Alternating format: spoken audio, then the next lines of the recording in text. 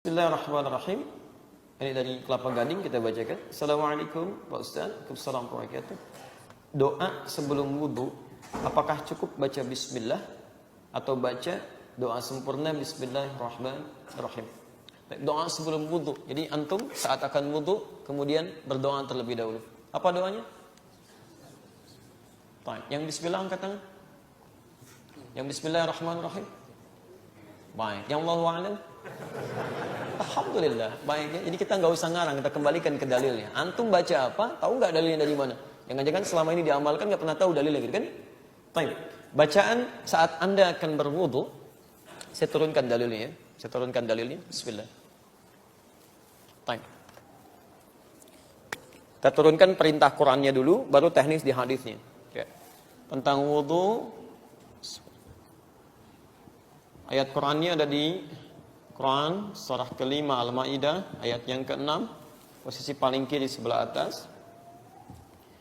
Ini harus dilakukan. Kalau tidak dilakukan, salatnya bisa tidak sah berdasarkan hadis riwayat Al-Bukhari nomor hadis 135. Kemudian wudunya harus sempurna, jangan buru-buru ya, berdasarkan hadis riwayat Muslim nomor hadis 243 dari Umar bin Khattab radhiyallahu taala anhu. Kemudian cara memulainya ya, tadi Anda katakan dengan kalimat bismillah, itu ada di At-Tirmidzi nomor hadis 26. Redaksi yang sama ada di Abu Daud nomor hadis 101. Redaksi yang sama ada di hadis riwayat Ibnu Hibban, Sahih Ibnu Hibban nomor hadis 399. Redaksi yang sama ada di Al-Hakim An-Naisaburi di kitabnya Al-Mustadrak nomor hadis 7000. Baik. Kemudian setan penggodanya, ada nama setannya, namanya Walhan. Jadi ini setan yang suka goda orang wudu, membuat dia was-was apakah wudunya batal atau enggak, kadang membuat dia terburu-buru kan. Kemudian kesempurnaannya, Quran surah kedua ayat 222. Hasilnya Quran surah ketiga ayat 31. Kemudian kalau Anda ingin agak lengkap kitabnya, saya berikan dua kitab. Pertama Fathul Bari Syarah Sahih Al-Bukhari karangan Ibnu Hajar Al-Asqalani, jilid yang pertama halaman 214. Kemudian Al-Minhaj, tapi Al-Minhajnya yang Syarah Sahih Muslim, bukan Al-Minhaj yang buku saku ya. Ada 9 jilid di situ, cari jilid yang ketiga halaman 95. Yang saya punya cetakan Darul Hadis, warnanya biru dongker, tahun terbit 2002. Ya, pas ya, satu papan tulis. Baik. Perhatikan teman-teman sekalian. Ya.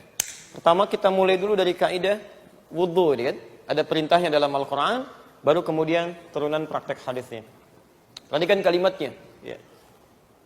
Quran surah kelima Al-Maidah ayat yang ke-6, posisi paling kiri sebelah atas. Ya ayyuhalladzina amanu idza qumtum ilas shalah faghsilu wujuhakum wa aydiyakum ilal marafiq wamsahu bi ru'usikum wa arjulakum ilal ka'bain, dan seterusnya ayat. Ya. Hei orang-orang yang telah menyatakan dirinya beriman kepada Allah Subhanahu wa taala, jika Anda ingin menunaikan salat dengan sempurna. Tolong garis bawahi penerjemahannya.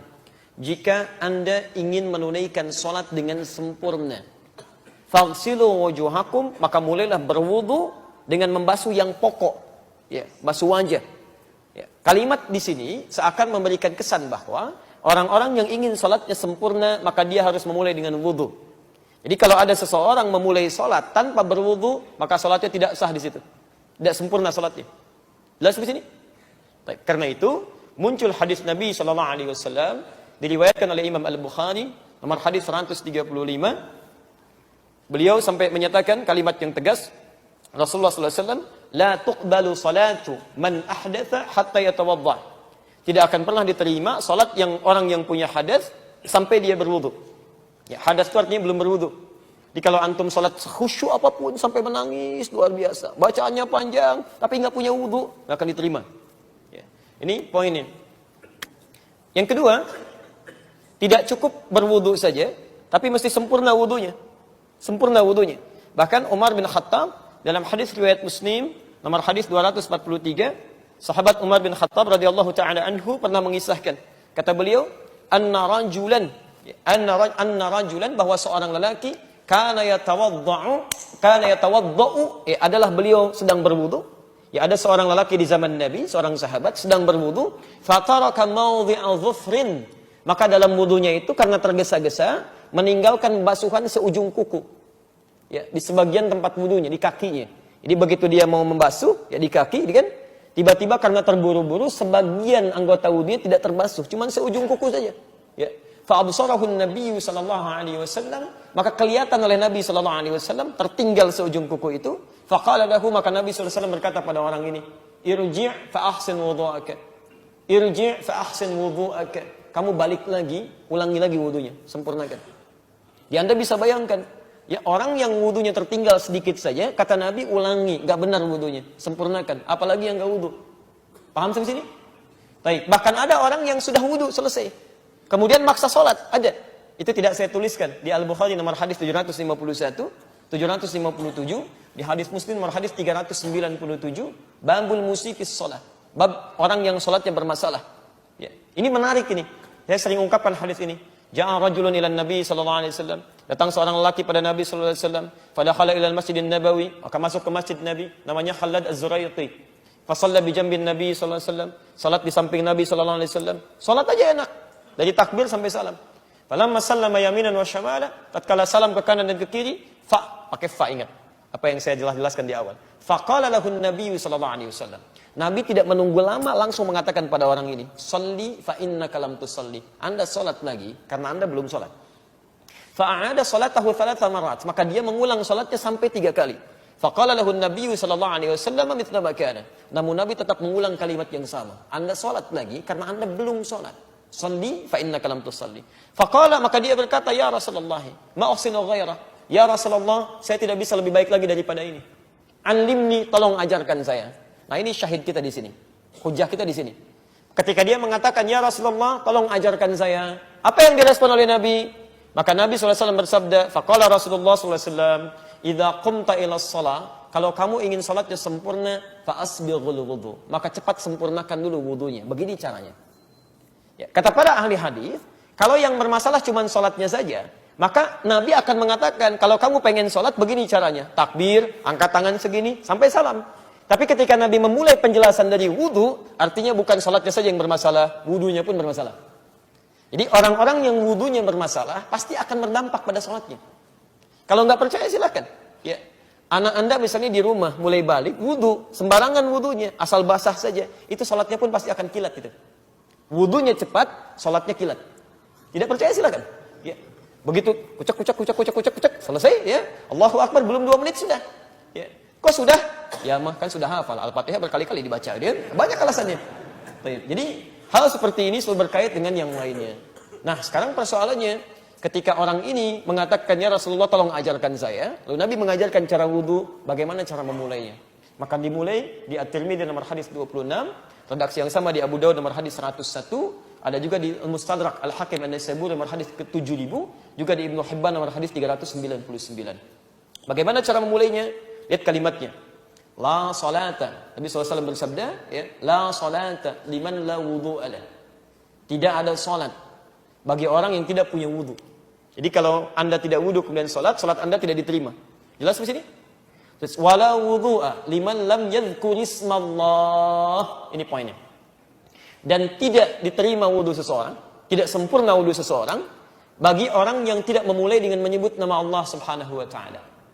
Lam yadhkurismallah. Kalimatnya udhkurismallah. Ya. Baik, lihat kalimatnya. Saya hapus yang ini saja.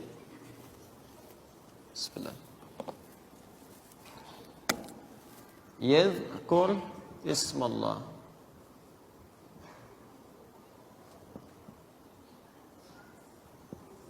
Taib, yadhkur ismallah.